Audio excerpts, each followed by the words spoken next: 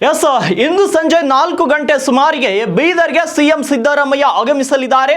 CM ಸಿದ್ದರಾಮಯ್ಯನವರ ಆಗಮನದ ಹಿನ್ನೆಲೆ ಬಿಗಿ ಪೊಲೀಸ್ ಬಂದೋಬಸ್ತನ್ನು ಕೂಡ ಒದಗಿಸಲಾಗಿದೆ. ವಿವಿಧ ಅಭಿವೃದ್ಧಿ ಕಾಮಗಾರಿಗಳ ಶಿಲಾನ್ಯಾಸ ಮತ್ತು ಲೋಕಾರ್ಪಣೆ ಜರುಗಲಿದೆ. ಸಂಜೆ 4 ಗಂಟೆ 45 ನಿಮಿಷಕ್ಕೆ ವಿದ್ಯುಕ್ತ ಚಾಲನೆ ನೀಡಲಿದ್ದಾರೆ ವಿವಿಧ ಕಾಮಗಾರಿಗಳಿಗೆ ಸಿಎಂ ಸಿದ್ದರಾಮಯ್ಯನವರು. ಇನ್ನು 2025 ಕೋಟಿ ರೂಪಾಯಿ ಕಾಮಗಾರಿಗಳ ಶಿಲಾನ್ಯಾಸ ಮತ್ತು ಲೋಕಾರ್ಪಣೆ ಜರುಗಲಿದೆ.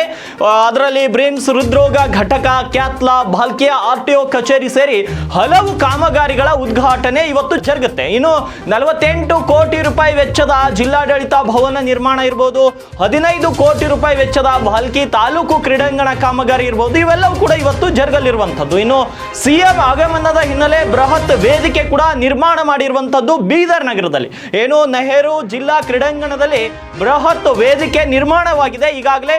ಇನ್ನು ಕಾರ್ಯಕ್ರಮದಲ್ಲಿ ಡಿಸಿಎಂ ಡಿಕೆ ಶಿವಕುಮಾರ್, ದಿನೇಶ್ ಗುಂಡೂರಾವ್, ಸಚಿವ ಈಶ್ವರ್ ಖಂಡ್ರೆ, ರಹೀಂ ಖಾನ್ ಸೇರಿದಂತೆ 25ಕ್ಕೂ ಅಧಿಕ ಸಚಿವರು ಕೂಡ ಭಾಗಿಯಾಗುವಂತಹ ಸಾಧ್ಯತೆ ಇದೆ. ಇನ್ನು 25ರಿಂದ 30 ಸಾವಿರ ಜನರು ಕುಳಿತುಕೊಳ್ಳಲು ಆಸನದ ವ್ಯವಸ್ಥೆಯನ್ನು ಕೂಡ ಅಲ್ಲಿ ಮಾಡಲಾಗಿದೆ.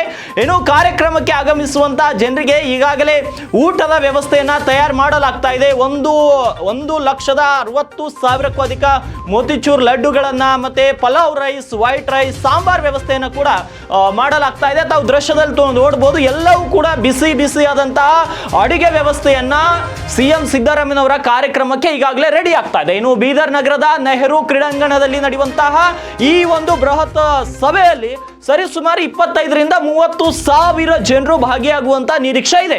ಹಾಗಾಗಿ ಈಗಾಗಲೇ ಅಲ್ಲಿ ಬಿಸಿ ಬಿಸಿಯಾದಂತಹ ಅಡುಗೆ ವ್ಯವಸ್ಥೆಯನ್ನು ಕೂಡ ಮಾಡಲಾಗ್ತಾ ಇದೆ.